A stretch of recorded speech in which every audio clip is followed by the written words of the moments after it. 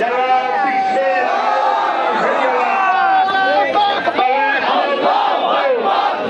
ইসরায়েলকে থামানোর জন্য ব্যবস্থা গ্রহণ করে নাই।